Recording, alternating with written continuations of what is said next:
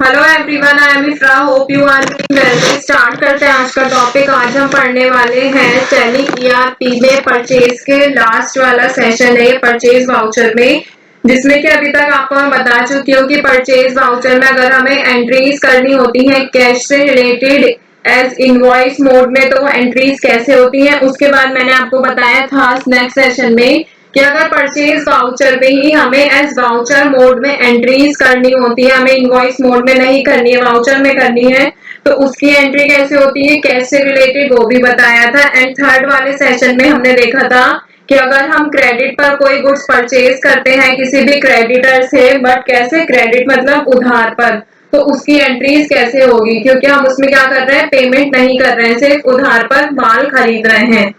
ऐसे भी काफी सारे बिजनेस होते हैं जो उधार पर माल बेचते हैं, तो हमने उधार पर माल खरीदा, उनकी एंट्रीज कैसे होगी। और आज का लास्ट सेशन है परचेज से रिलेटेड, जिसमें हम देखेंगे कि अगर हमें गुड्स परचेज करने हैं और हम बोलेंगे कि हमारे पास कैश नहीं है और ना ही हम उधार पे खरीद रहे हैं, पेमेंट तो हम कर रहे हैं कैश वो गुड्स परचेज की, बट कैसे करेंगे, बैंक से अपना अमाउंट जो है कट करा देंगे, ठीक है। वो हम इनवॉइस मोड में भी देखेंगे और वाउचर मोड में भी, ठीक है। तो यहाँ पर आएंगे, सबसे पहले अपनी कंपनी को आपको ओपन करना है यहाँ पे, जिसमें भी आप परचेज वाउचर में एंट्री करना चाहते हैं। उसके बाद अकाउंटिंग वाउचर्स पे एंटर करेंगे। इसके बाद देखिए यहाँ पे पेमेंट वाउचर ओपन है।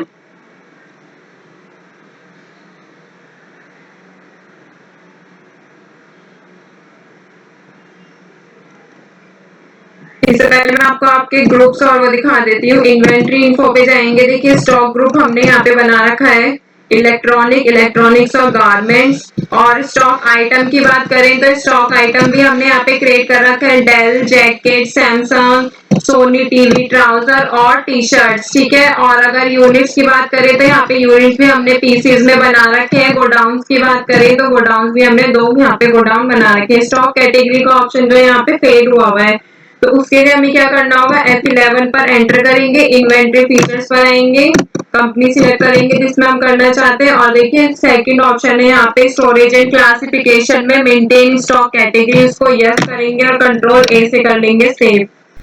तो यहाँ से एस्केप करेंगे और स्टॉक कैटेगरी भी मैंने यहाँ पे पहले से ही क्रिएट कर रखी है, तो यहाँ पे आपको वो सारी कैटेगरी शो हो जाएंगी, ठीक है। तो यहाँ पर सारी चीजें हमने पहले से क्रिएट कर रखी है। आपको क्या आना है, अकाउंटिंग वाउचर्स पर आना है, F9 पर एंटर करना है परचेज वाउचर के लिए। देखिए परचेज वाउचर ओपन हो गया। अब क्या चाहिए हमें कि बैंक से पेमेंट करनी है। आपको इतना याद रखना है कि जब सामान खरीद रहे हैं बैंक से अमाउंट कटवाएंगे। तो पहले मैं आपको बैंक का भी दिखा देती हूँ कितना अमाउंट हमारे पास है। 90,000 रुपीज हमारे बैंक में है, 60,000 है एक्सिस बैंक में, 30,000 है हमारे SBI बैंक में, ठीक है। तो अकाउंटिंग वाउचर से परचेज वाउचर ओपन किया यहाँ से। अब क्या करना है, यहाँ पर सप्लायर इनवॉइस नंबर डाल देंगे, जैसे मैंने ये नंबर डाल दिया। डेट यहाँ से आप अपने अकॉर्डिंग चेंज कर सकते हैं, जिसमें भी आपको एंट्री करनी है वो। अब देखिए यहाँ पे क्या है, party account name. Party account name में क्या डालेंगे, एक सेकेंड, ये जो है अभी ये इनवॉइस मोड में पहले करते हैं, ठीक है, ताकि इनवॉइस मोड ज्यादा इंपॉर्टेंट होता है और मोस्टली क्या होता है, यही यूज होता है इनवॉइस मोड में, जो परचेज और सेल्स की एंट्री की जाती है, ठीक है। तो पार्टी अकाउंट में क्या कह रही थी मैं, उसका नाम लिखते हैं यहाँ पर। अगर हम कैश से एंट्री कर रहे हैं तो कैश लिखेंगे, क्रेडिट पर कर रहे हैं तो पार्टी का नेम लिखेंगे, और अगर हम बैंक से पेमेंट कर रहे हैं तो यहाँ पे बैंक लिखेंगे, किस बैंक से हमें पैसे कट कराने हैं जो हम परचेज कर रहे हैं, ठीक है। मतलब कि पार्टी अकाउंट नेम में ओवरऑल आपको ये समझना है कि जो परचेज कर रहे हैं वो परचेज कैसे हो रहा है। तो एक्सिस बैंक लिख लेते हैं 90,000 रुपीज पे। यहाँ पे बैंक का जो है एड्रेस वो लिख देंगे। परचेज में क्या लिखना है, परचेज आ जाएगा, लेजर क्रिएट नहीं किया होगा तो और चीजें आप यहाँ पे क्रिएट कर सकते हैं, मैंने पहले से बना रखा है। अब देखिए ये सब जो है हमारे पास पहले से है। अगर मैं इन्हीं का स्टॉक और बढ़ाना चाहती हूँ, जैसे मान लेते हैं हमारे पास सोनी टीवी है, यहाँ पे कहाँ पे हम मंगा रहे हैं, दिल्ली वाले गोडाउन में मंगा रहे हैं इसको, 50 क्वांटिटी और मंगा रहे हैं, 50 थे 50 और मंगा रहे हैं। जिस रेट पे हमने प्रीवियस मतलब कि पहले मंगाया था वही रेट यहाँ पर शो हो रहा है, 50,000 का हम यहाँ पे स्टॉक मंगा रहे हैं। और कंट्रोल ऐसे देखिए यहाँ पे क्या था,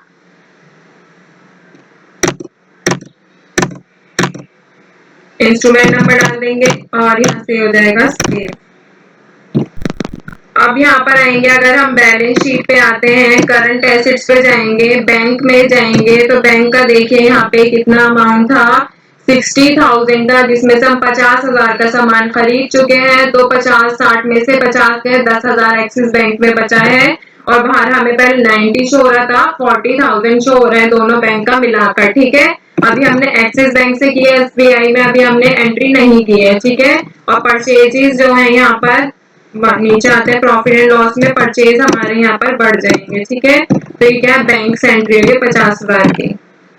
अब ये क्या था कि हमने परचेज का जो लेजर था वो भी क्रिएट कर रखा था, स्टॉक आइटम भी। वापस आते हैं यहाँ पे, सप्लायर इनवॉइस नंबर डाल देते हैं। अब हम क्या करेंगे, एसबीआई बैंक से पेमेंट करेंगे। ठीक है, अब परचेज में परचेज लेजर आएगा, कौन सा आइटम खरीदना है यहाँ से हम जैसे क्रिएट कर लेते हैं ऑल्ट सी पर जाकर। जैसे अब क्या करेंगे, हम कपड़ों की बात करते हैं, गारमेंट्स खरीदते हैं, जैसे कि जीन्स। कौन सी कैटेगरी में आएगा, गारमेंट्स में आएगा, men's wear, pieces, control A से ये हुआ सेव। ठीक है, अब ये कौन से गोडाउन में रखना है, हम इसको रख लेते हैं मुंबई वाले गोडाउन में। कितने पीस मंगा रहे हैं हम, 100 पीस 200 के अकॉर्डिंग, मतलब कि 20,000। तो देखिए एसबीआई में हमारे कितने हैं, 30,000 है, जिसमें से हमने 20,000 का जो है सामान खरीद लिया है। इसमें कितने बचने चाहिए, 10,000। ठीक है, तो देखते हैं, आप यहाँ पे ये सब डिटेल्स फिल कर सकते हैं। नरेशन लिख देंगे, being goods purchase by cheque, और ये हो जाएगा सेव। तो देखिए आप यहाँ से भी चेक कर सकते हैं, पार्टी में अगर मैं एसबीआई लिखूंगी तो अब एसबीआई में कितना अमाउंट शो हो रहा है, 10,000 शो हो रहा है। ठीक है, वापस अगर आप यहाँ पे आके चेक करना चाहते हैं, प्रॉफिट एंड लॉस में क्लोजिंग स्टॉक पे जाएंगे। देखिए गारमेंट जो है यहाँ पे इंक्रीज हो गया है। अभी क्या खरीदा है हमने, यहाँ पे 100 पीस खरीदे हैं 200 के अकॉर्डिंग। और अगर आप परचेज में आएंगे, यहाँ पे परचेज में आकर आपको यहाँ पे दिख जाएगा एसबीआई से हमने 20,000 का सामान खरीदा है।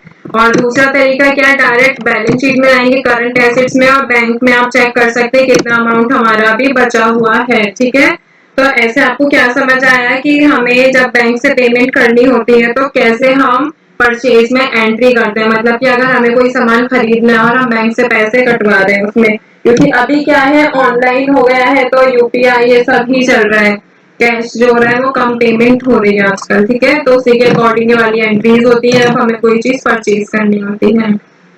तो ये तो हो गई हमारी इनवॉइस मोड की बात। अगर मैं वाउचर मोड पे आती हूँ, यहाँ पर रिफ्रेश कर लेते हैं, सप्लायर इनवॉइस नंबर डालेंगे, यहाँ पे क्रेडिट में क्या लिखेंगे कि हमें पेमेंट कैसे करनी है वो लिखेंगे यहाँ पर।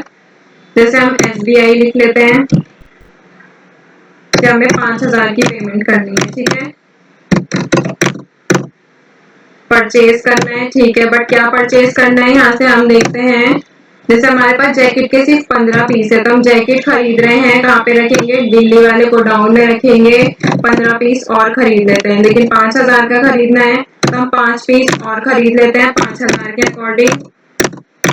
तो अब देखिए यहाँ पे चेंजेस क्या है वाउचर और इनवॉइस में, कि यहाँ पे क्रेडिट में पेमेंट कैसे हो रही है वो लिखना है, डेबिट में जो हम परचेज कर रहे हैं, परचेज में करते हैं आपको यहाँ पे सारी चीजें दिख जाएंगी कि यहाँ पे क्या है, जैकेट खरीद रहा है 5 पीस, 1,000 की एक जैकेट है, 5 पीस हो गए 5,000 के। यहाँ पे नरेशन में लिख देंगे, being goods purchase by cheque, और ये हो जाएगा सेव यहाँ से। ठीक है, तो दोनों तरह की एंट्रीज आपने देख ली है। इसमें अगर आप जाके देखेंगे बैलेंस शीट में, करंट एसेट्स में जाएंगे तो 20,000 में से 15,000 बचा है, एसबीआई का सिर्फ 5,000 बचा है। यहाँ से आप देख सकते हैं इसमें कि अभी करंट लायबिलिटीज है, ये सारी करंट लायबिलिटीज क्यों है, क्योंकि अभी हमने क्या ये उधारी पे खरीदा था, इसलिए यहाँ पर ये है कि हमें ये पेमेंट करनी है। ठीक है, तो वापस आएंगे प्रॉफिट एंड लॉस में, यहाँ पे हमारे परचेज जो है यहाँ पर, एक सेकेंड ये आ गया है यहाँ पर 5,000 का। ठीक है, तो आई होप आपको ये सारी चीजें जो है क्लियर हो गई होंगी। परचेज वाउचर से रिलेटेड बहुत ही हमने डिटेल में पढ़ा है, एक एक चीज को, एक एक टॉपिक को बहुत ज्यादा अच्छे से समझा है। फिर भी अगर कोई डाउट होगा तो कमेंट करके बताइएगा। परचेज वाउचर यहाँ पर होता है कंप्लीट। नेक्स्ट स्टार्ट करने वाले हैं सेल्स वाउचर के बारे में। ठीक है, तो मिलते हैं। Stay tuned and thank you.